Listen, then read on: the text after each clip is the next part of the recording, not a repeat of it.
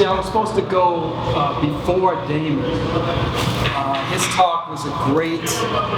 He actually answers the end of the ask at the end of my presentation. So I was like, well, how's it going to work? But it's really a great demonstration between the state of the art of practice and where I'm going to represent sort of the median of practice, what really happens in design, in civil design. So a little bit about myself. My name's Kelsey. I own a civil engineering company called EngageCivil. We started almost exactly 1 year ago. We are sponsor members of Built Worlds, and as such, we were invited to give a possible presentation here. So I worked something up and sent it over to Built Worlds, and they got back to me and they said, Kelsey, the sewage is not something that we really want to talk about at Hackathon. And you go back to the drawing board. All right, obviously, I got to tech it up a little bit. So went back to the drawing board, and I realized that there's a problem that civil engineering is actually the oldest of the engineering disciplines, right?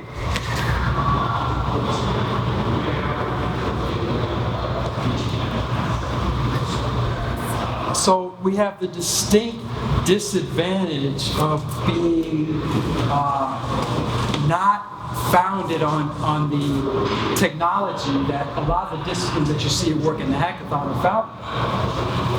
So I realized that when I went to school, when I was in school, I resisted that, going to sort of an old school engineering. In fact, my first major was engineering physics, which had a cool ring to it. It was, hey, what's your major? Engineering physics. Oh, your eyes would get big. So you must be a really smart guy.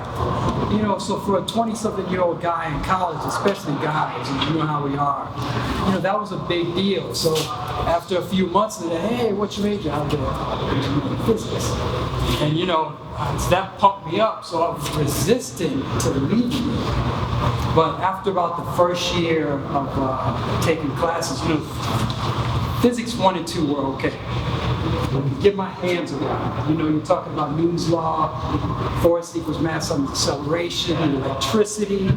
I could grasp those things. They were concrete. But we got to physics 3, and you're talking about some weird stuff to me. And I remember thinking at one point that it's like, wait a second, you mean to tell me that if I move fast enough, I can actually get younger? What? So dark matter, I'm supposed to understand something I can't see. Not only I can't see it, but nobody can see it. And it's never been seen. And if we can see it, we don't know what to do with or about it. What? So it dawned on me, I had to go to my professors and ask them, what is it that a guy with engineering physics actually does with this degree? And the first guy was like, well, you could be a teacher or a professor. Second guy was, I think you could work at the phone company with that. I said, you know what, I need to go back to the epiphany that I had after I graduated high school. I was on an extended service project in Southern Africa and standing in a dry riverbed. I knew at that time I wanted to do something concrete that was directly sort of tied to the earth and the advancement of human civilization. I had to be able to see it, to feel it. So I changed majors to the oldest engineering field in the world.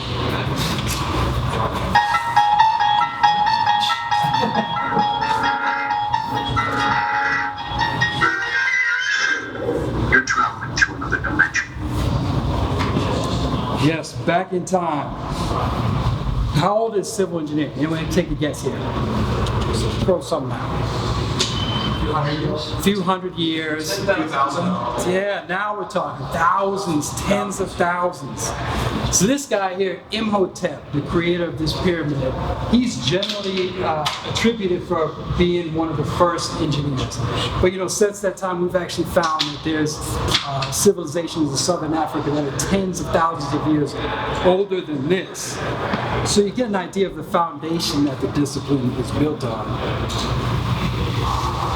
This is the Roman aqueducts. This is the aqueduct, and this is about 50 BC. Some great engineering marvels that we all know about. The movement of water, attributed to civil engineers. That's Machu Picchu. My daughter made the slideshow for me, so she's like, I like this. So this Machu Picchu is fantastic, right? So now we're in Peru in 1450.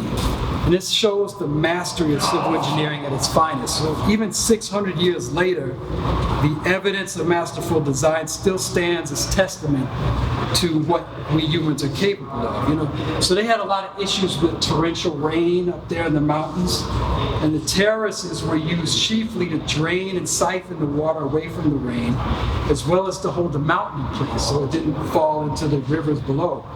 So these terraces were actually multi-layered. So as a soils guy, civil engineer, we love the layers of what we're standing on. We want to know what we're standing on because we help create that. So these terraces were multi-layered. There was topsoil, then dirt, sand, and finally stone chips, which meant that the water in the terraces wouldn't run off the sides of the mountain and erode it, but it sipped down into the soil and ran through the mountain. So it was really great drainage, the beginnings of drainage. This one here in the middle, this is people lived around the edge, and in the middle, this was actually drainage as well. This helped to channel the water away from the living quarters, which is really modern day retention ponds, right? And office parks and residential places. You see the houses and the office buildings built around these detention ponds. Well, these guys had it in the year 1450. So we go forward, let's jump forward from 1450 up to, where are we now? 1747, with the first engineering school, National School of Bridges and Highways. How about that? We even keep the same names nowadays. This is in France. So this guy, John Smeaton, was the first person to actually call himself a civil engineer. And he designed this water, what do you call these, a lighthouse here. And one of the inventions that he employed into this was mortar that set underwater, so you could pour concrete underwater, right? Great. So let's move up real quick to 1920 or so. So we're in Chicago. We know what this is, right? This is the Chicago Ship and Sanitary Canal, also known as that Green River in Chicago. Is anyone not from Chicago? Okay, so you saw the Chicago River, when you were visiting here. And we also know if you live here, don't go in it, don't touch it. We're trying to clean it up. We're working on it, but for now, don't touch it still. It's meant as a sanitary canal, and it's a master of engineering. The American Society of Civil Engineers named it a Civil Engineering Monument of the Millennium. And that's because it saved us from a ton of diseases, typhoid, fever, and all kinds of diseases that were running rampant because our modern sewage system discharged into the Lake Michigan, the same place where we got our drinking water from. So instead, we built this canal, reversed the flow of the water, and sent it downstream to our very grateful neighbors in St. Louis. Yes. Now, how do we do this? We're decidedly low tech, right? I mean, this may be the cutting edge of the time, but still, a lot of it was built on pure grit. These guys are using pneumatic tools, which is cut up, but there's a lot of stuff. In fact, if we go back here, I think to me, this looked like a horse. You know, like real horsepower. There's a lot of hand digging here. And then dynamite, which does wonders.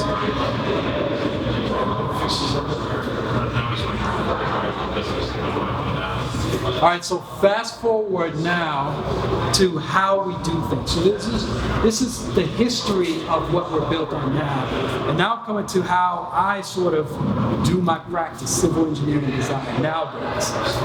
And then we're going to get to what I want to do. So this is a dry fork station. This is the biggest project I had the pleasure of designing. It's in Wyoming, and it's 200 acres. It's a power plant outside of Gillette, Wyoming. Now, when we design this, we're using AutoCAD. We're using 3D, but it's really a 2D. When you're working with it, it looks exactly like this. It's on the computer screen. There's no, see Damon, if you saw Damon before, you're seeing models where you can get in and physically see them, but this is 2D. This is what my screen looks like every day.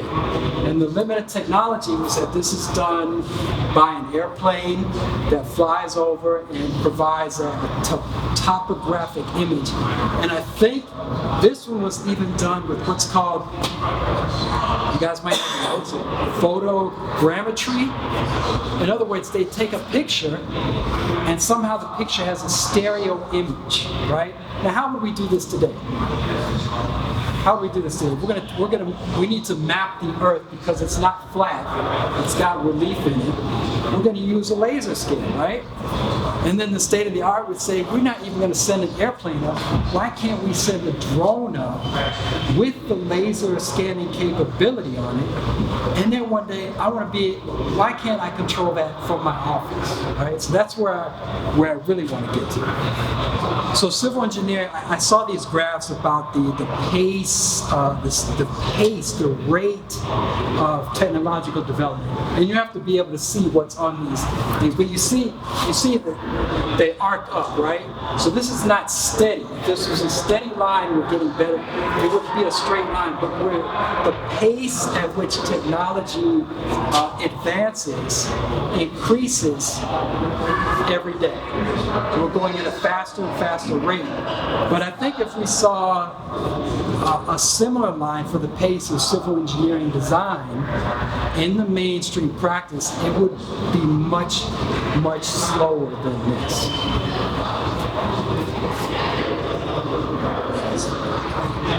So here's how I want to design.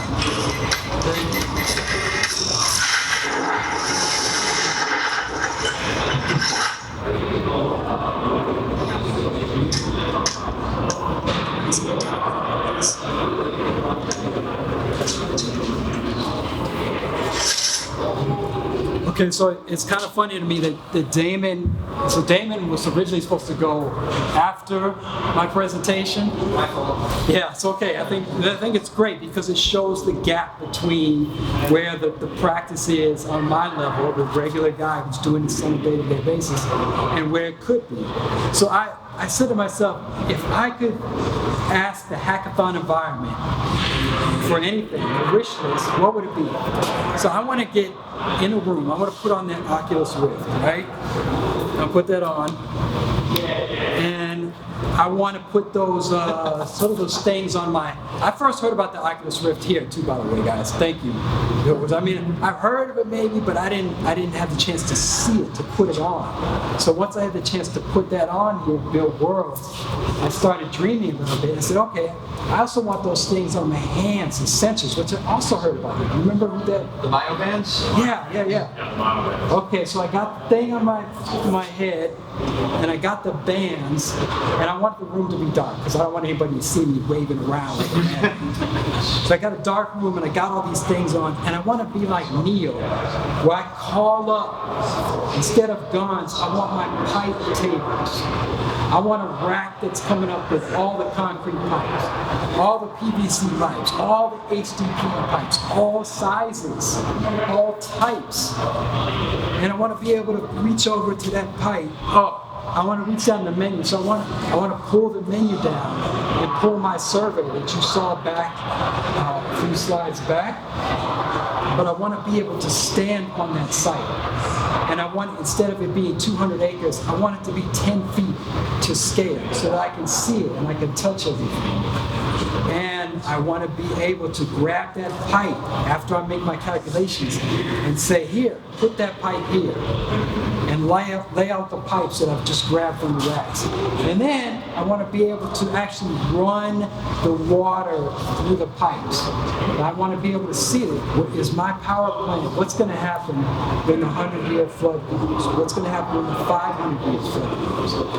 And I can envision that since I can already Google a lot of these things and plug them into my old the equations, all of this vision that I have, this fantasy, is built on time-tested equations that civil engineers use. So once I put all of this knowledge, this time-tested knowledge together with Google in this room, I want to be able to create a model that's living and I can see it happen. It's very difficult to see the contours of a site. It looks flat on paper, and quite honestly, it took me maybe 5 years to be able to envision how a contour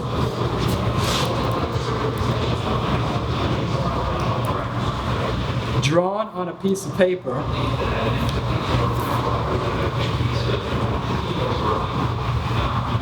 so you can see the site. I don't know if you can tell from this, it's not flat.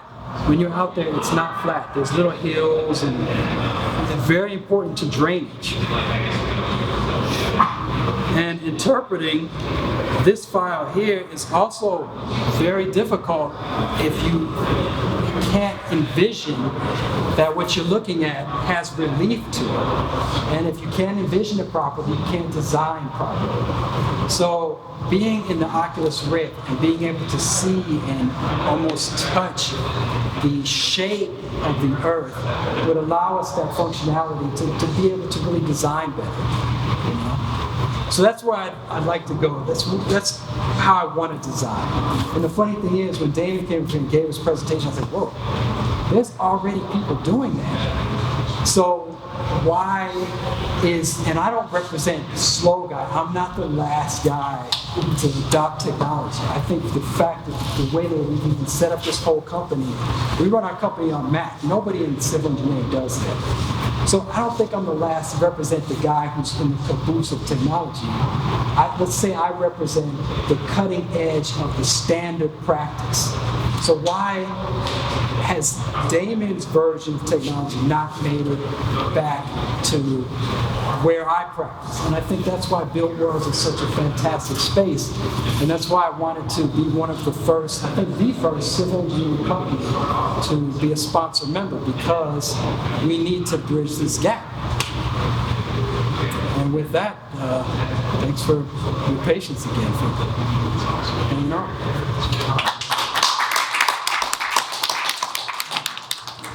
You talked about you have to sometimes go back to the level of your customers for their technology. Is regulation driving that at all?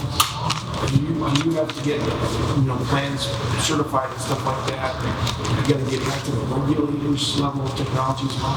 Yeah, I think that's a lot of it. So if there are projects I've worked on where the regulator was a little hit ahead of the curve and they wanted something in 3D.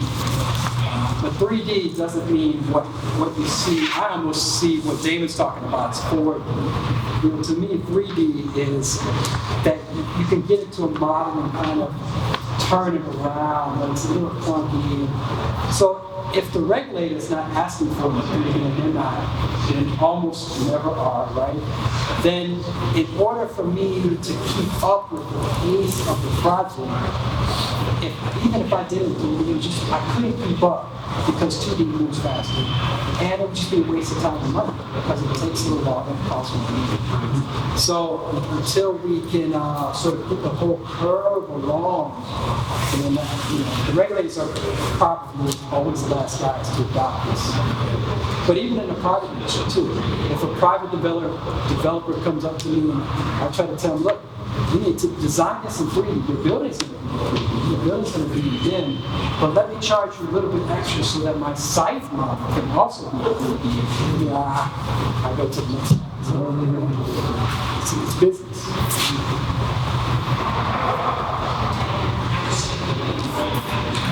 So, pretty cool. It's nice to know. I hope to see this as a challenge at the next hackathon for the geospatial folks, for sure. We'll probably solve it. Well, I mean, have you looked at, there's one I'd ask, the accuracy of the scanned data that you need, right? Because I mean, USGS provides a lot of that data to where you can generate a digital elevation map. And so, is that good enough, at least from that public data source that you can get, or is this something where you guys say, well, that's not good enough because in some cases it's anywhere from 1 to 5 meters depending upon what it's scanned, or is it something to where it helps enough because it's kind of an approximation, or in the beginning phases of where you want your NEO experience, how detailed does that need to be? I mean, are we talking millimeters? Are we talking about a meter or two? So that's a good question, and the data has come a long way since I did this project. Right now, I might not even need to hire an airplane to go out there and do anything, because for a site this big, I probably could get that data from next public person. But a lot of the sites could be like a city site here, urban site, you're going to be talking about half a foot relief across the whole site, so you really do need to have much more. And still, there's plenty of opportunity for a drone to fly over, and I'm thinking for what knowledge I have about it, I don't see why a drone couldn't do a laser scan of a small site, that's still under detail. But then the question is, how do I get into that space, right, where I can use it with the lift and in my room, my dark room? I don't know. After your presentation, let's sit down for 15 minutes. I'll share with you more about that. That's why we're here today. Cool. Thanks, guys.